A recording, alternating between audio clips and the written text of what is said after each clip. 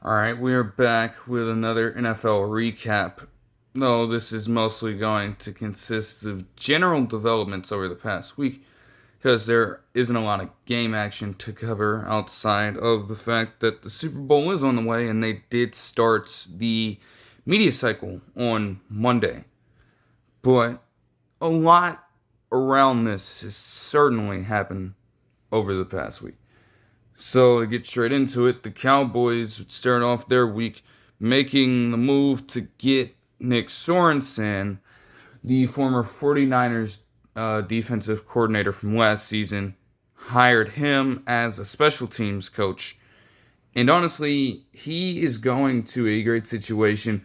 Obviously, Kevontae Turpin in the overall return game was possibly the best return man in the league, which is why he was named a Pro Bowler as a starter at the special teamer position.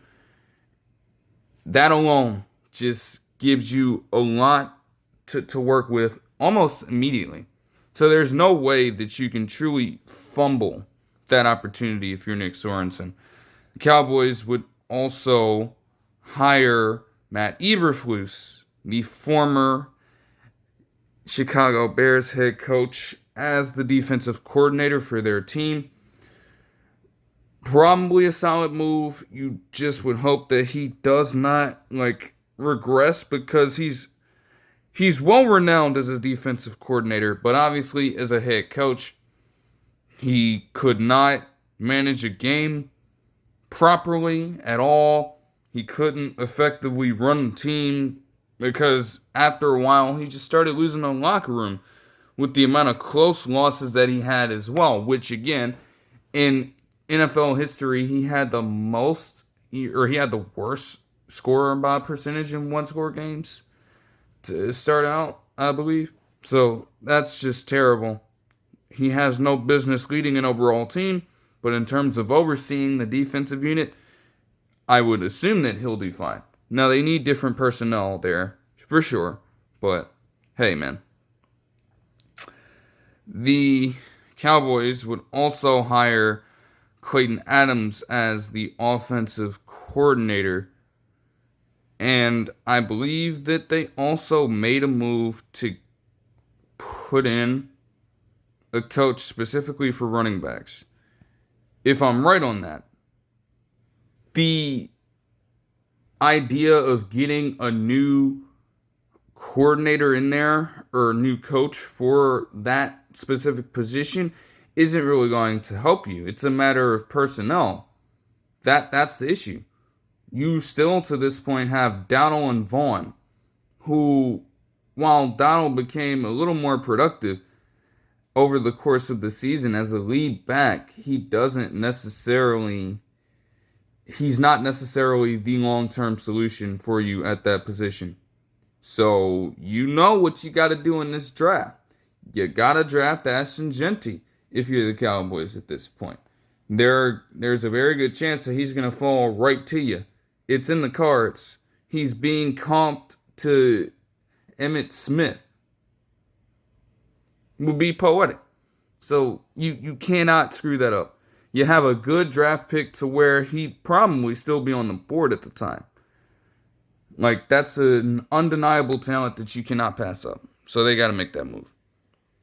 The Lions would also make a few moves over the course of this week. They would hire John Morton as the new offensive coordinator from the Broncos. They would hire former Stanford college football head coach David Shaw away from that program as the passing game coordinator. And honestly, that's smart for Shaw to take that job. I mean, Stanford football, they used to be predicated on tradition and getting just well-versed players overall. I mean, we remember the days with them having Christian McCaffrey and at least being a respectable program. Now they've just completely declined. And despite the best efforts from Alec Ayamanor, their quarterback situation is underwhelming. They were just bad last season. And so he got out of there at an optimal time. This is a good spot for him. I mean, there may not be much of a drop-off. The offense there's a good chance that under John Morton, who was a passing game coordinator with Denver, it could look a little different, but at the same time, it should be just as effective. I mean, this is a team that was top 5 in passing last season. So there shouldn't be too much of a drop-off. Feels like most of the personnel you were offered last season should still be there as well. So I don't see why that would change too much. I'm not going to lie. The Ravens would make a pair of moves in hiring Chuck Pagano out of retirement to become the senior secondary head coach, or senior secondary coach, I should say. A pretty sneaky move, if you ask me. He has decades worth of NFL experience. So I'm sure that as a sort of advisor to the head coach, potentially, I would assume that this role consists of that kind of job or label. He definitely could have something in store for that franchise, to be completely honest with you. So I like that move a lot. They would also, despite, not necessarily being able to get to the Super Bowl, they have had a great offense over the past couple of years due to the likes of Todd Monken and that overall unit. The fact of the matter is that despite them faltering in the playoffs, they were the best offense in the league. Just crushing it in terms of balance. If that is what the Ravens are predicated on, they elevated that times 10 last season, leading in pretty much the any overall metric you could imagine, really, or at least being top 5 in total yardage and passing yardage and rushing yardage, especially in overall points per game.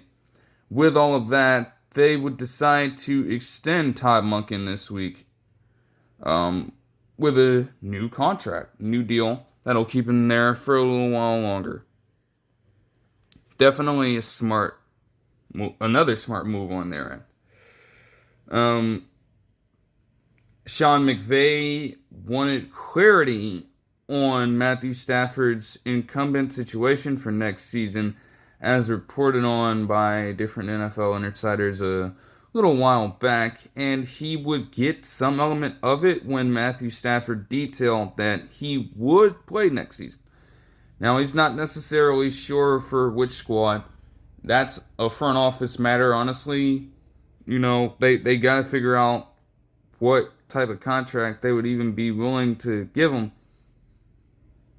You don't want to find yourself overpaying Matthew Stafford that is going on 35 years old soon and is also dealing with multiple injuries all over. I mean, they literally said that he was... Oh, no, he's going on. Hey. Wow. Okay. So he'll be going on 37 this Friday. My fault. Shit, I didn't... Wow, my sense of time has worked a little bit. But yeah, going on 37 years old in his case. And not to mention that he said that he was playing most of this season after like a couple of games in or so. Said he was dealing with actually no.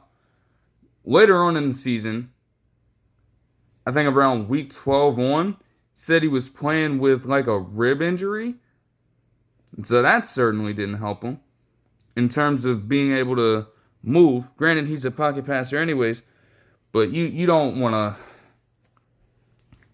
have a quarterback pose that much of a risk for injury and still decide to fork over just a shit ton of money to him.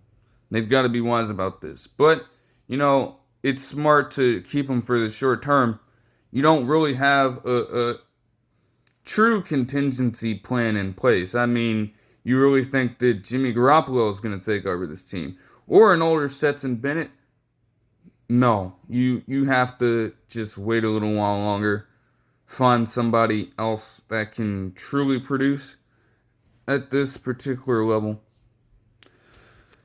The Raiders would make a pair of moves themselves. First, they would re-sign their defensive coordinator from last season, Patrick Graham. And granted, they weren't necessarily the best overall unit, but in more games than not, they were competitive due to their play on defense. They don't have the flashiest names around outside of Max Crosby, but they do seem to get the job done. However, to elevate it, you will also be a team going into the NFL draft looking for some solid contributors, because the overall roster that you have now, it can certainly be changed around.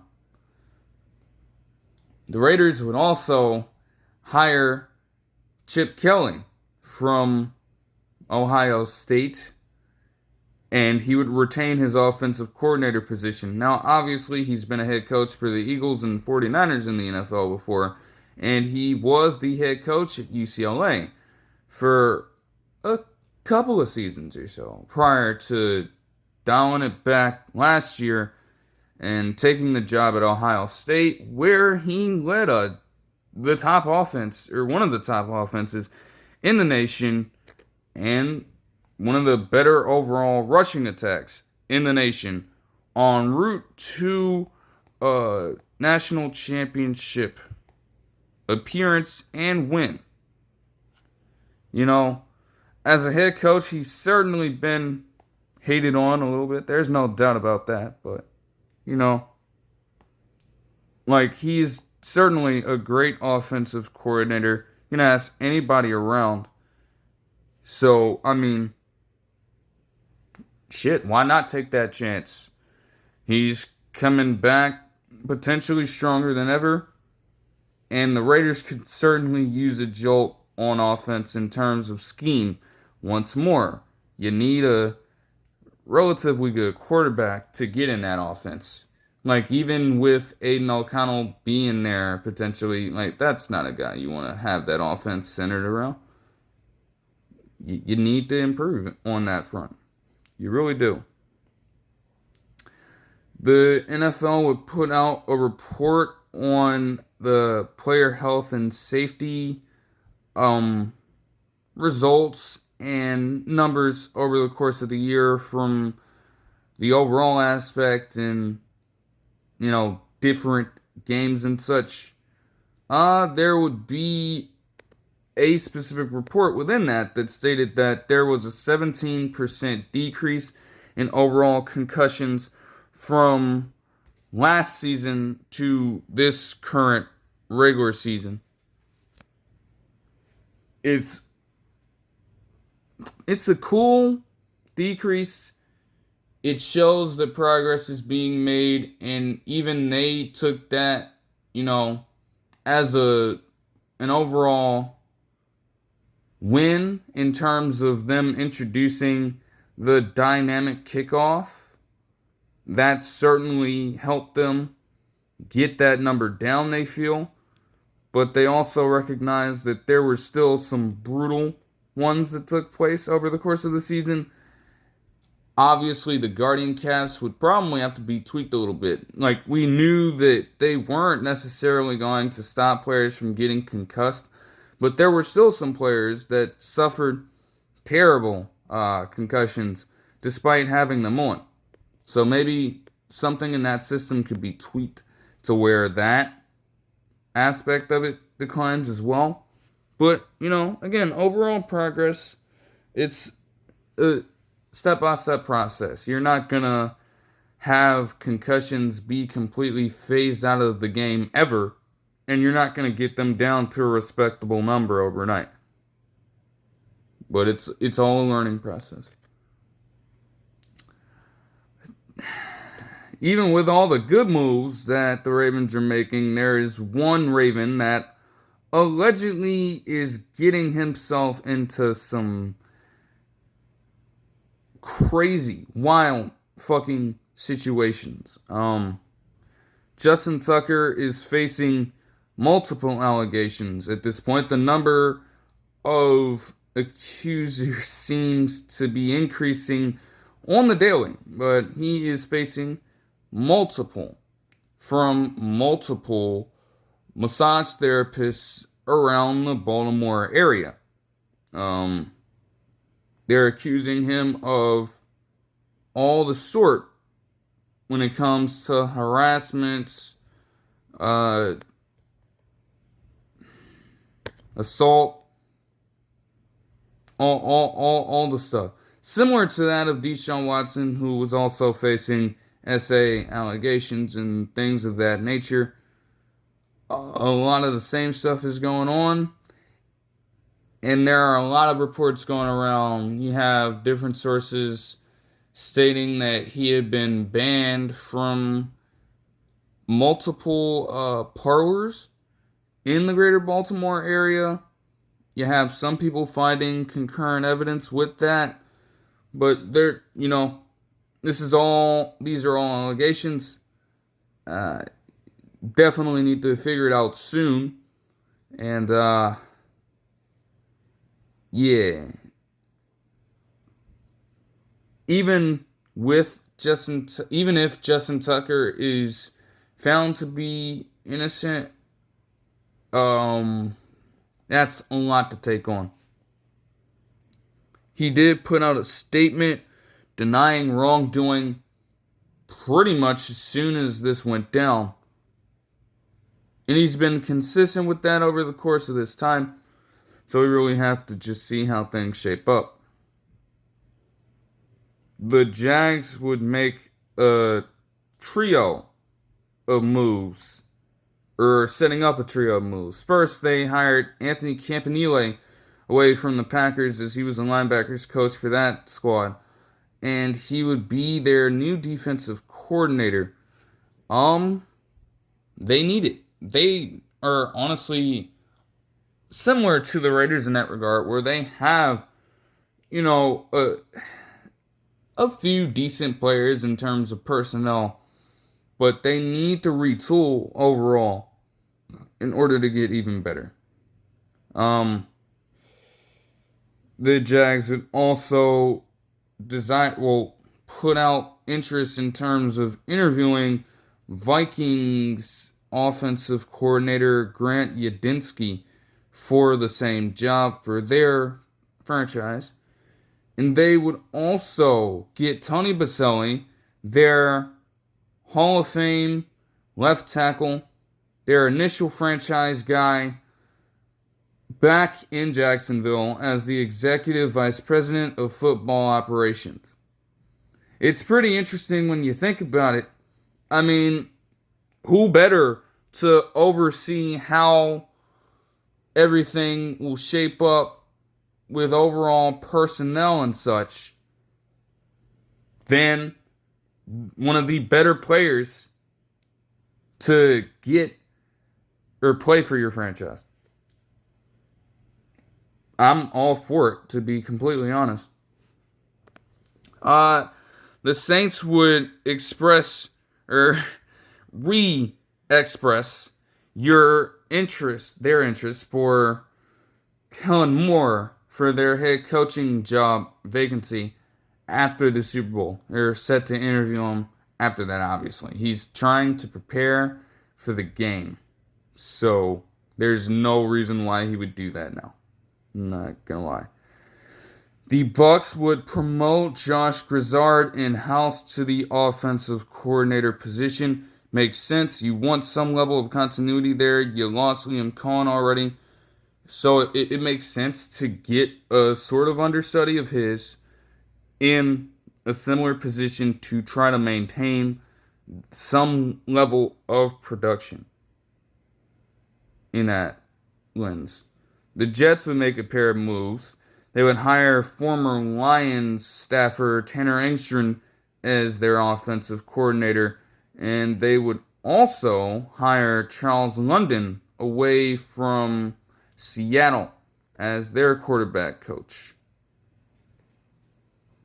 That would entail you having to get a younger quarterback in there to be coached, specifically by London. That's my gripe with that. You go out and get a different quarterback coach, and you still have your 41-year-old quarterback in Aaron Rodgers on the roster. I don't know what type of change they expect from that specific move. But that's just me. Myles Garrett would request a trade out of Cleveland.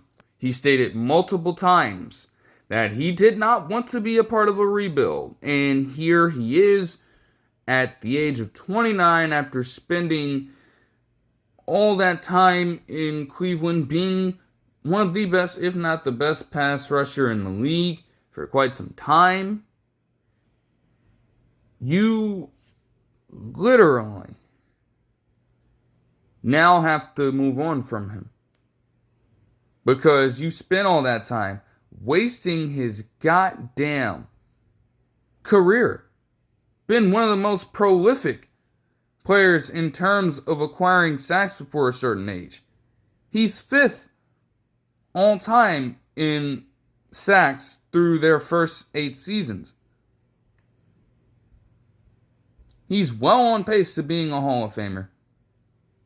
And yet, time and time again, you're not getting production from other personnel, offense or defense. Everybody else just fucking sucks around him while he's trying his best to carry this franchise.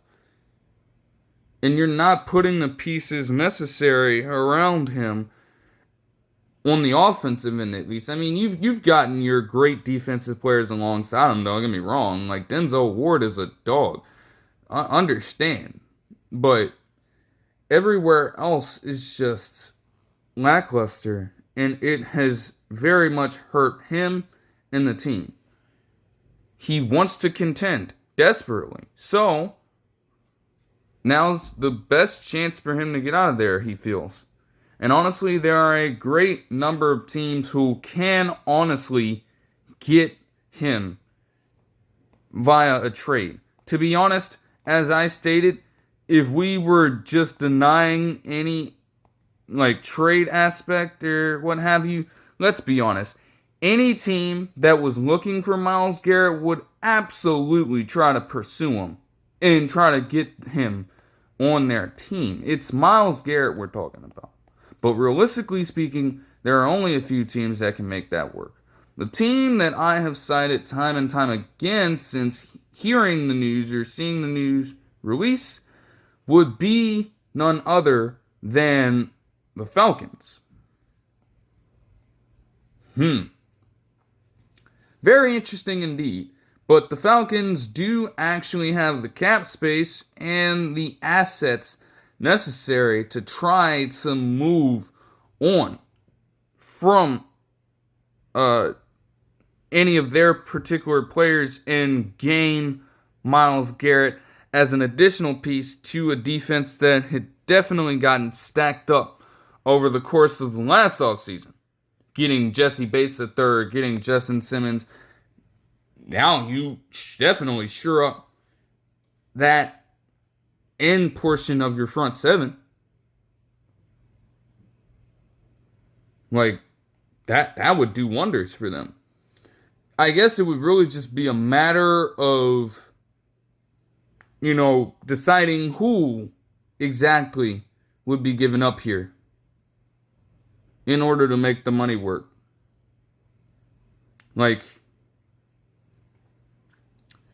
You would hate to move on from a Drake London, and you would hate to move on from Kirk Cousins after investing $45 million a year in him.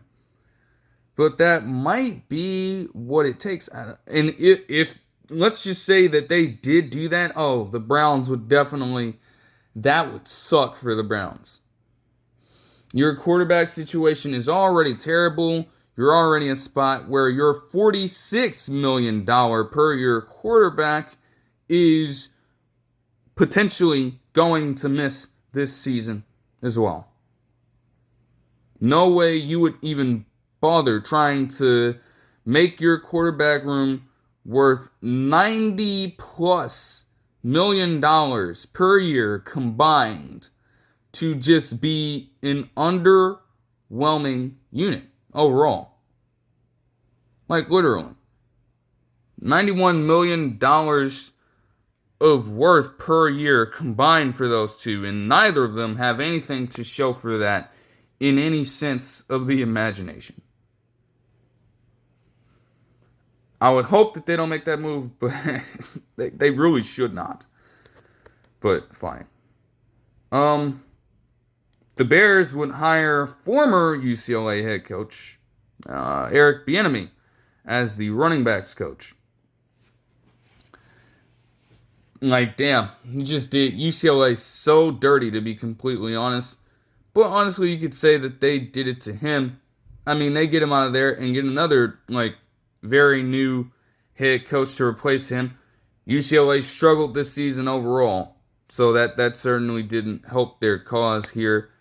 And Eric Bienemy, at the very least, he gets a chance to try to reinsert himself back into potential head coaching buzz. I mean, he was there, and he gets the job in Washington as the offensive coordinator, gets forced out.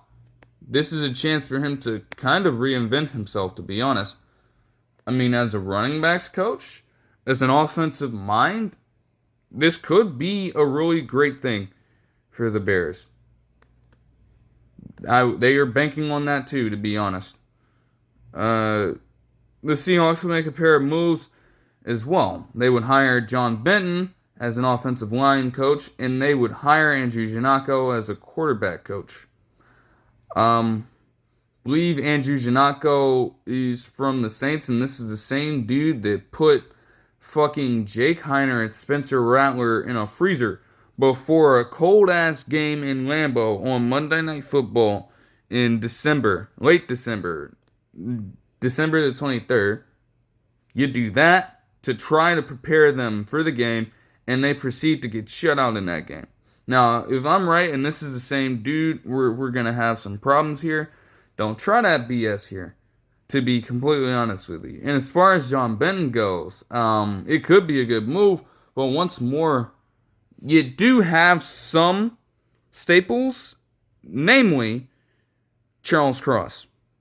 But the offensive line needs to be rebuilt in terms of overall personnel rather than just that particular change of scheme. You know, if those things combine, then it could be great. But to just make this move and not go out and get offensive linemen, whether that be via the draft or free agency, would just be absolutely stupid. The Texans would hire Nick Caley as their offensive coordinator, clearly trying to replace Bobby Slowick. The Rams would state that they are intent on trading Cooper Kupp at some point in this offseason. You would hope that they can try to find a good piece to exchange Cooper Kupp for.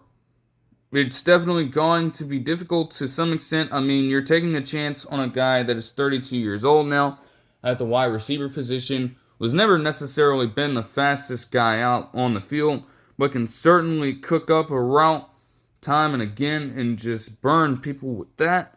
Like, he's still very capable of being a wide receiver one, but, you know, the potential for regression is certainly high as well, and he did to an extent face that, dealing with injury and then also being targeted less and less and less over the course of the last portion of the season, because most of those targets would now go to Puka Nacua. So, you know, something to take into account there. I will say is this, they've got to do right by him.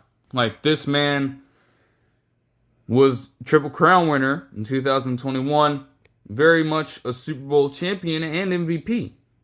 you gotta put respect on that man's name.